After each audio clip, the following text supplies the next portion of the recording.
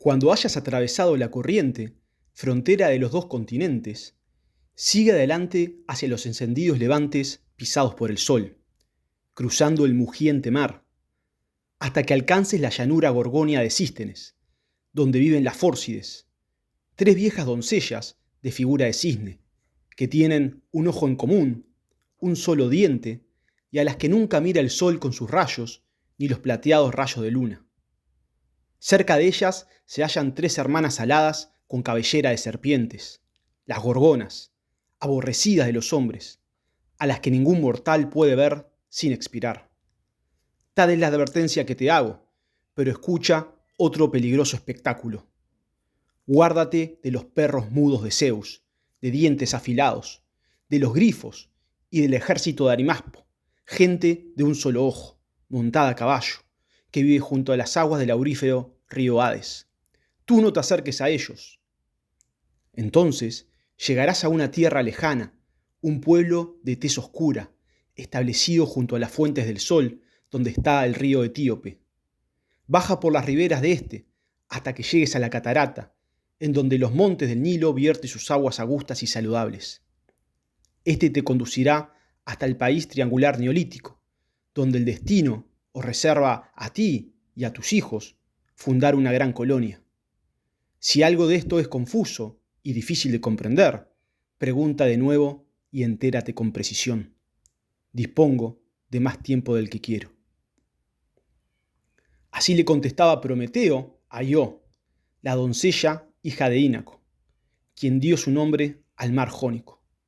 Io era una doncella de quien Zeus se había enamorado perdidamente, y cuando quiso unirse carnalmente con ella, su esposa Hera estuvo a punto de descubrirlos, y para que pase inadvertida, Zeus la transforma en una vaca. Luego Hera la persigue con un tábano, le manda un tábano para que la pique y la vaya persiguiendo, y esta va escapando del tábano y así llega hasta Egipto.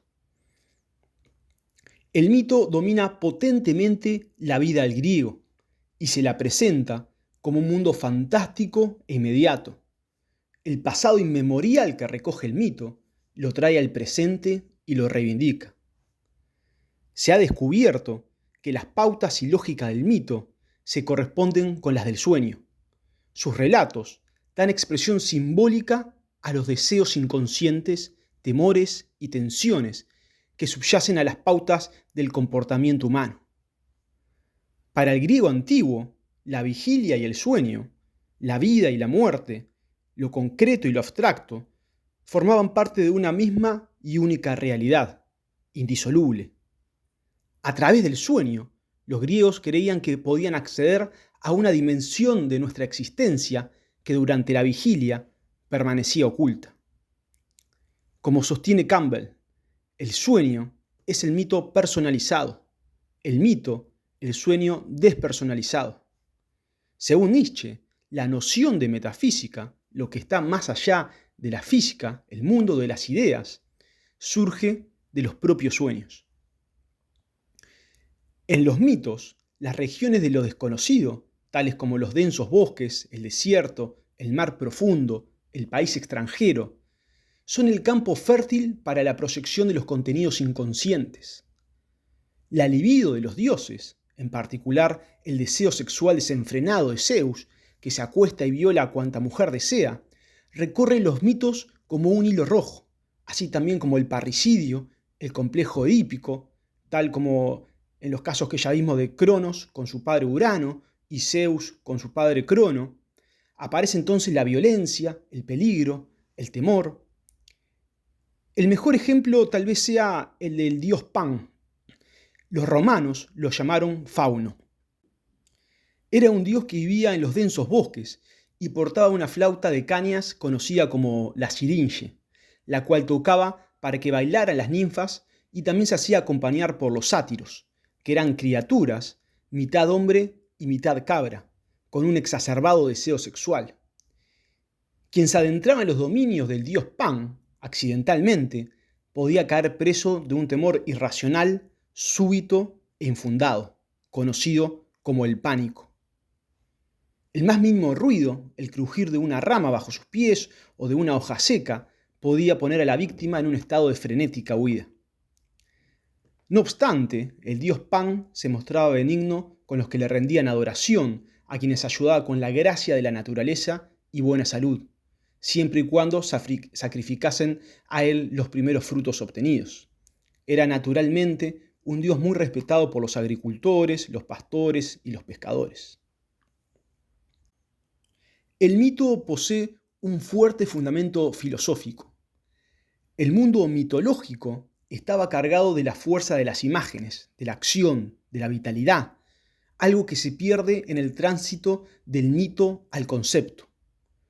Cuando la realidad o la interpretación que hacemos de ella, que es eso que llamamos mundo, queda reducido a simples conceptos, a ideas abstractas, generales y universales, entramos en el mundo de las sombras, en un mundo que nada tiene que ver con el que vivimos, en un mundo metafísico, estático, rígido. Para poder comprender a los griegos, cómo sentían, cómo percibían el mundo, debemos despojarnos de nuestra concepción de la realidad. La idea de una realidad metafísica, de que las cosas en sí o el ser de las cosas no se limitan a su propia manifestación, sino que existe una realidad que trasciende a las cosas, una verdad absoluta y definitiva, pero sobre todo un mundo perfecto e inmutable, se debe en gran medida a la filosofía de Sócrates, quien indagando sobre los valores, sobre el bien, el deber, la justicia, la belleza, buscaba la noción y el concepto abstracto y universal. Sócrates se oponía al relativismo de los sofistas, según los cuales el hombre era la medida de todas las cosas. Los valores para ellos surgían de la convención. Luego Platón da nacimiento propiamente a la ontología metafísica, que es el estudio del ser, el estudio de las cosas que están más allá de la física, de la naturaleza, de aquello que podemos percibir a través de los sentidos. Platón entonces va a hablar de un mundo de ideas trascendentes, de las cuales este mundo sensible en el que vivimos, que percibimos a través de los sentidos, es un mero reflejo. Luego Aristóteles, quien es también alumno de Platón, dice que la realidad no puede ser trascendente a las cosas, sino que debe ser inmanente a las mismas, debe encontrarse inmersa en las cosas. Entonces habla de que cada ente tiene una esencia y una apariencia. La apariencia la conocemos a través de los sentidos y la esencia a través de la razón. Y así también que las cosas existen en acto y en potencia. Y toda esta filosofía que nos lleva a pensar que existe un mundo más allá de los sentidos, al cual podemos acceder a través del uso de la razón, es la que luego nutre al cristianismo, en particular el concepto del alma como algo abstracto, el concepto de Dios, entre muchas otras cosas, y que tiene como máximos referentes a San Agustín y Santo Tomás como filósofos que van a ir nutriendo al cristianismo de la filosofía griega. El problema que se vive en la actualidad es que para muchos la verdad científica se ha convertido en la única expresión de la verdad, y aquello que no puede ser demostrado científicamente es despreciado. Pero para los griegos nada de esto existía. No había más mundo que el que se les presentaba a sus sentidos, al mundo sensible. De allí que los dioses fuesen de carne y hueso y viviesen en el monte Olimpo. Y si estaban en un lado, no podían estar en otro. No eran dioses omniscientes ni omnipotentes como el dios cristiano. Incluso estos dioses participaban en las batallas y eran heridos, tal como relata Homero. Así también el alma no era una abstracción como se concibe hoy en día, sino que el alma, lo que los griegos llamaban la psique, era el aliento de la persona que se desprendía al morir y descendía al Tártaro, a las profundidades de la tierra, por alguna de las puertas de las cuales se sabía la ubicación exacta, y que se ha descubierto que en el Neolítico fueron yacimientos funerarios que quedaron luego sepultados tras fuertes derrumbes. La religión cumple una función escatológica, es decir, le confiere una finalidad a la existencia humana y al universo que nos rodea. Y al darle una finalidad, le confiere sentido a nuestras vidas. En el cristianismo, la existencia queda delimitada entre dos hitos. La existencia tiene un principio y un fin, que son el Génesis, que es la creación del hombre, y el día del juicio final. Todas las religiones occidentales y los mitos parecen compartir un acervo común y ciertos hechos históricos en común también. Son múltiples las coincidencias que encontramos entre la Biblia y la mitología griega. Por ejemplo, en el Génesis de la Biblia se relata la creación del hombre por parte de Dios, el cual crea a partir del barro, y la condición del hombre, esa condición, esa naturaleza del hombre que se halla corrupta, esa noción de que esta vida es una carga, que no podemos alcanzar una felicidad plena y constante, así como todo el sufrimiento que padece el hombre, es explicado en el relato bíblico a través del pecado original. Cuando la serpiente tienta a la mujer para que pruebe el árbol de la ciencia del conocimiento del bien y del mal, el cual le había sido vedado al hombre. Eva tienta al hombre, estos prueban del fruto prohibido, y al desoír el mandato de Dios, Adán y Eva son expulsados del paraíso, son condenados a vivir en esta vida. Y toda la existencia del hombre consiste en una peregrinación para volver a ese paraíso del cual fuimos privados por haber pecado. En la mitología griega es el titán Prometeo, un dios tónico, quien crea la figura de los hombres del barro, al igual que en la Biblia. Luego le pide permiso a Zeus para que pudiese existir el hombre. Zeus le pregunta por qué habría de permitir que exista tal criatura, y Prometeo le contesta que sería para que le rindan cultos a los dioses. Es Atenea, la diosa del conocimiento y la sabiduría, quien le insufla vida a los hombres, y una vez creados, el hombre se ve obligado por la promesa de Prometeo a rendirle culto a Zeus. Lo primero que hacen es ofrecer un sacrificio al dios, y para eso matan un cordero, lo descuartizan, y por un lado dejan los huesos del animal y los recubren con la grasa, y por otro cortan la carne y lo cubren con la piel del animal. Al llegar Zeus, le piden que elija uno de los dos bultos, y al ver la grasa en abundancia, piensa que es la carne recubierta con la grasa, y elige este bulto. Y desde allí es que en los sacrificios los griegos echaban al fuego la grasa y los huesos de los animales sacrificados.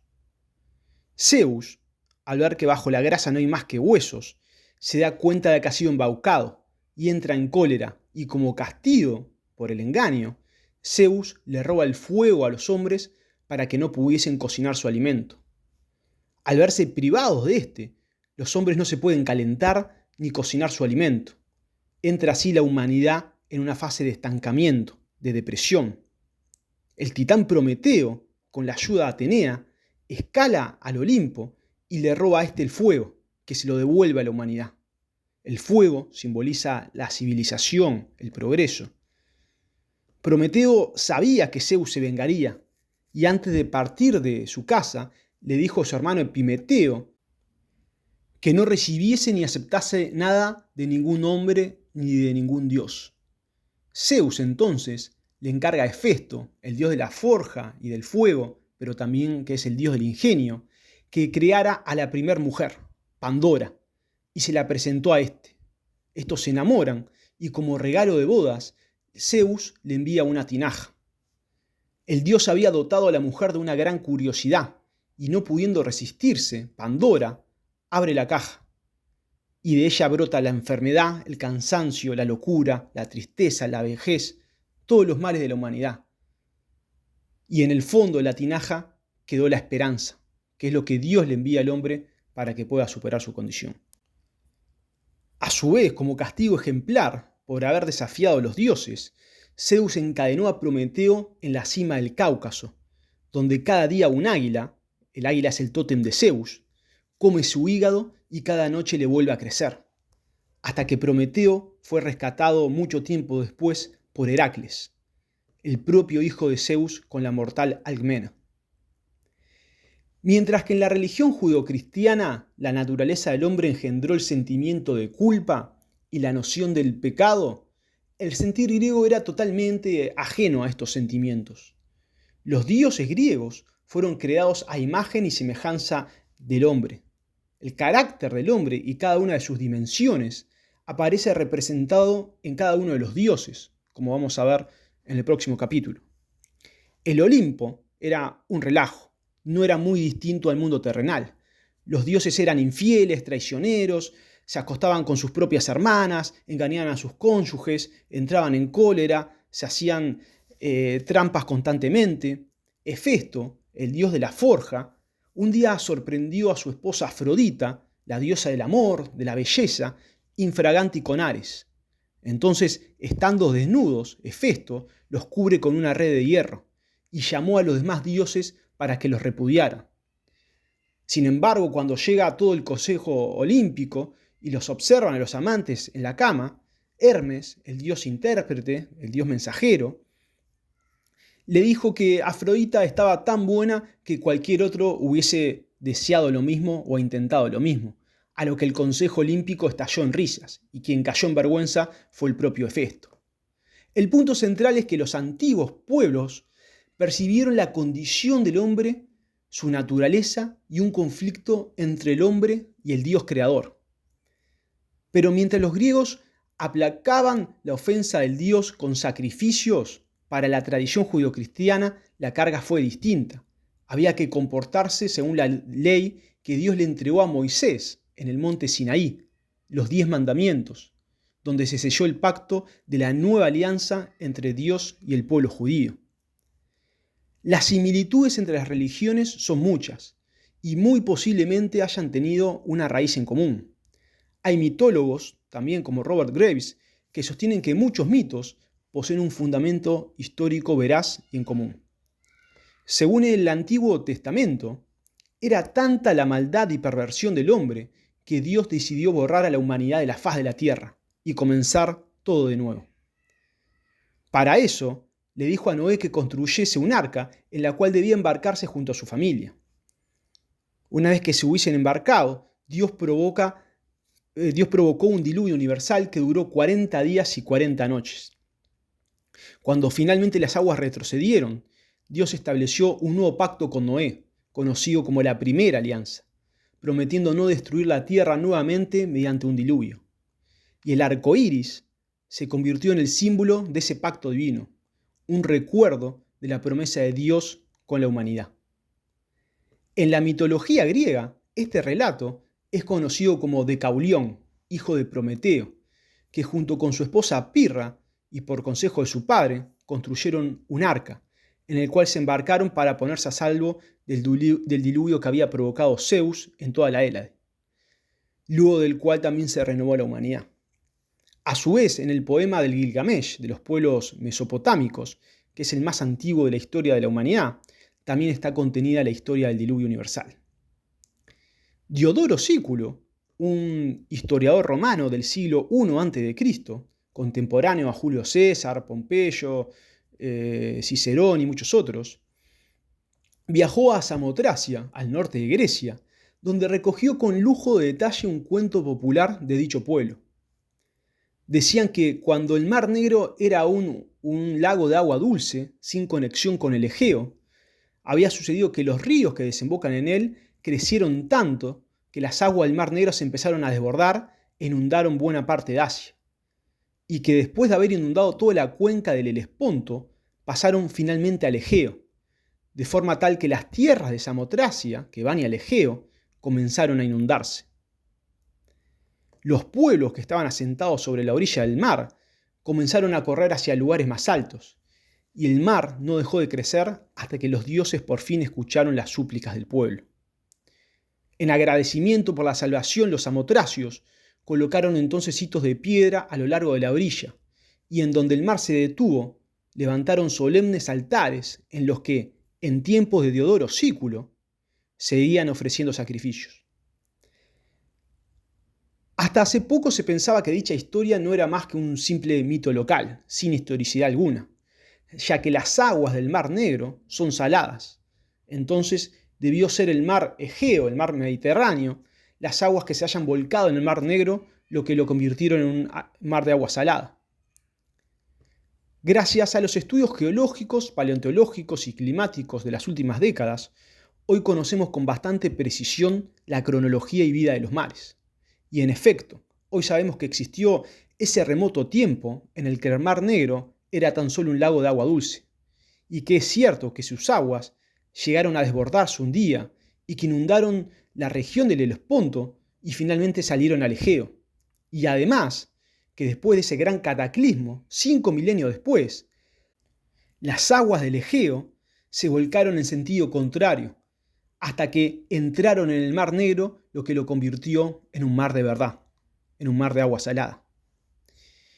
Y hoy también sabemos que el cataclismo que menciona Diodoro Sículo, que inundó Samotracia, se produjo alrededor del milenio 12 a.C., es decir, la inundación del Mar Negro muy probablemente haya sido causada por el deshielo al final de la última era glacial, cuando la mayor parte de Europa estaba cubierta por una gruesa capa de hielo. Y lo más sorprendente es que este relato se conservó de forma oral desde el milenio 12 a.C. hasta la época de Diodoro Sículo, en que recoge el cuento. Es decir, viajó oralmente durante más de 12.000 años.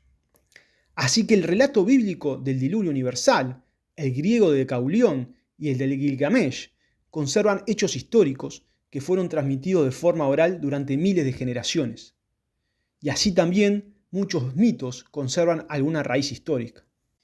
Debido a su historicidad, el mito a menudo fue utilizado como fuente cronológica. El calendario hebreo comienza con el génesis del mundo que aconteció, según la tradición judía, el día domingo 7 de octubre del año 3761 a.C.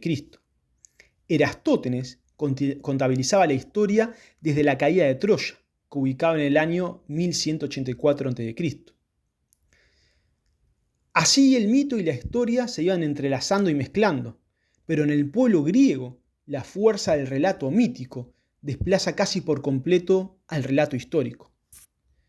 Para el hombre del siglo XXI le resulta sumamente difícil poder comprender o ver el mundo como lo veía el griego. La proximidad y preferencia de lo mítico era superior a todo lo demás. Todo fenómeno natural, un poco extraño, tenía su explicación mítica. Cuando un arroyo olía mal, era un centauro que se había limpiado las heridas.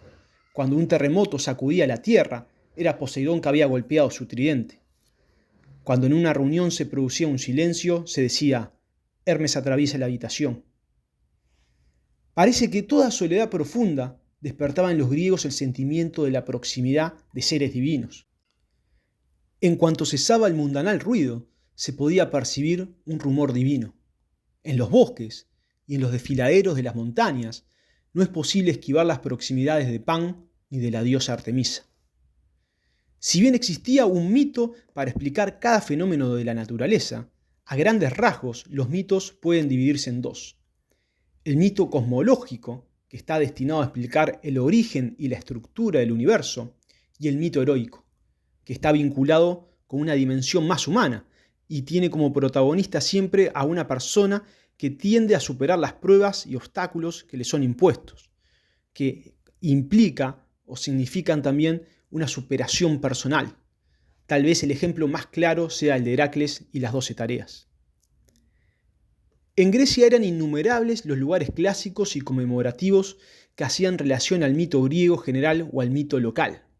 En las ciudades más famosas, por ejemplo en Atenas o en Tebas, se mostraba todavía una serie de viviendas de personajes míticos, además de los infinitos sepulcros.